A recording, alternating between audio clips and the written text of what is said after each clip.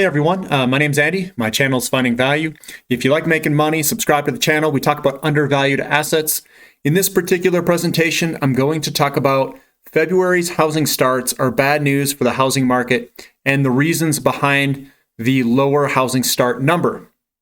So I'm going to jump into this article, talk about the lower housing start number. So February's housing start numbers have been disappointing for the housing market. Housing starts fell last month by 10.3% to a seasonally adjusted annual rate of 1.42 million units. It says, many saw an increase in new home supply as possible cure for looming affordability issues, especially in frothy suburban markets. February's housing starts may tell us that home builders aren't riding in to save the day anytime soon.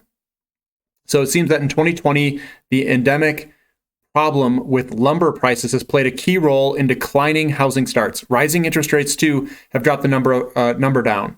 February's ice storm across much of the central U.S. also depressed these numbers, but economists and experts shared the MPA that the issues of these weak housing start numbers are far more structural and likely to shape the housing market for at least the medium term. It says, while single-family starts for the first 2 months of the year are 6.4% higher than the first 2 months of 2020, there's been a 36% gain over the last 12 months of single-family homes permitted, but not started, as some projects have paused due to the cost and availability of materials. Single-family home building is forecasted to expand in 2021, but at a slower rate as housing affordability is challenged by higher mortgage rates and rising construction costs.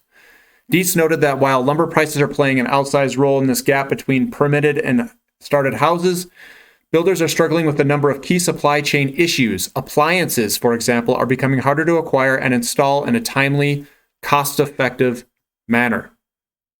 So, and we also have the interruption caused by the winter storm. That had an impact on housing starts in Texas, which accounted for 16% of single-family home production. So it looks like, when looking at this, the housing starts are not a problem because of demand side. It is the supply side that's jacked up. So yesterday, I went into the housing starts and housing permits. The permits went way up, and the starts, they're supposed to be close to permits, but there's this large gap.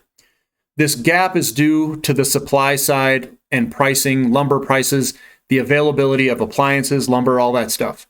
So I wanted to find a reasoning of why there was such a large mismatch, probably one of the largest mismatches in history for tracking the permit versus housing starts.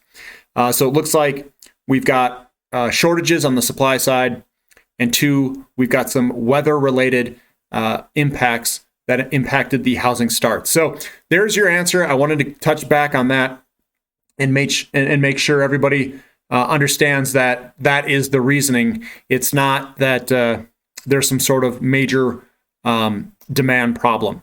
The moratoria, I know there's some people in the comment section commenting about the moratoriums and those ending.